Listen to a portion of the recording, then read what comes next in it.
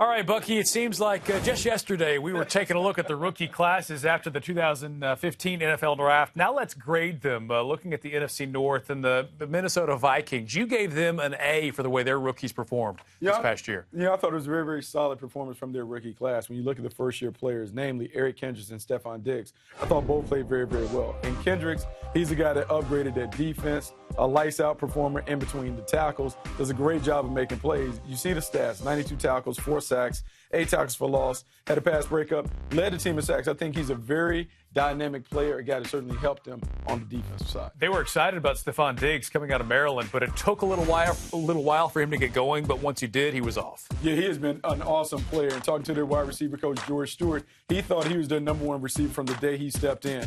This is an outstanding playmaker, guy that can make plays down the field, but also in the intermediate areas. I think what you saw is the chemistry between Teddy Bridgewater and Stephon Diggs really connect, and because of that, I think they deserve an A for their performance. Their rookie class did an outstanding job. All right, let's move to the Green Bay Packers, an A- for them. We'll start off by looking at Demarius Randall. You know, Demarius Randall and Quentin Rollins, their corners did a great job of jumping into the lineup and playing. When you go back and look at the Green Bay Packers, they really wanted to fortify their defense in the draft, and they did that by taking a couple of corners very, very early. And Demarius Randall, first-round pick, a guy that excels at making plays off tips and overthrows. There you see him taking to the house on a pick 6 against the Oakland Raiders. He was solid on one side, but then they also found another guy on the other side, Quentin Rollins. Quentin Rollins was a basketball player at Ohio, really quickly adapted to the pro game. When you're building a defense, we saw with the Denver Broncos being able to win the Super Bowl because their secondary was so good. The Green Bay Packers are really taking steps towards that because they got 2 good players in the draft. Outstanding performances from both guys. All right, moving on to the Detroit Lions and Amir Abdullah, certainly a highlight. Laken Tomlinson as well, another guy. Yeah, I gave them a C overall for their rookie class, but Amir Abdullah has an opportunity to be a star in this league. We saw the jitterbug, the ability to be a change of pace back. He is a guy that is certainly dynamic when he gets the ball. 780 scrimmage yards, 3 total touchdowns. Flashes some big playability. Need to see more from him the next season. Up front, though, I'm really excited about the guy they got, Laken Tomlinson, the guard. Another one of those guys out of Duke. You know, more guys making some names out of Duke. Smart, I'm sorry, fast, I know physical. You're a Carolina guy. No, I am a Carolina guy, but it pains me to give credit to a Blue Devil. But look, Laken Tomlinson was good.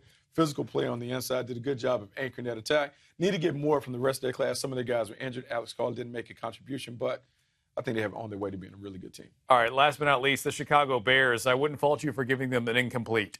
It's hard to give them a grade because you would like to see their first-round pick play. Kevin White didn't play, missed all of the season. They had high hopes, but when you look at the other guys, I gave them a B for their performance. Kevin White, hurt, didn't play, has promise. We saw some of the things that you see, the B-roll from minicamp. He has the ability. This was basically a redshirt season for him. I think he'll get back on track next year.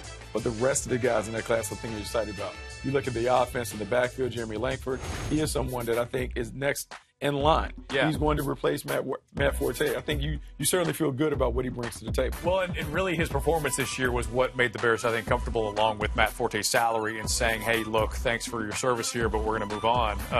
But like you said, Bears fans have to be excited with what they saw from Langford. They have to be excited. In the middle of the year, you got an opportunity to play, and you saw that the offense didn't skip a beat. A guy that can not only make plays as a runner, but also catch the ball well out the backfield. You're looking for versatile players in that offense. They did a great job. Even though Adam Gase is gone, I think you still can build around Jeremy Langford. Yeah, Forte leaves big shoes to fill, but maybe, just maybe, Langford is the guy to at least start filling them. All right, good grades from Bucky. You can check out the rest of his grades around the league at NFL.com.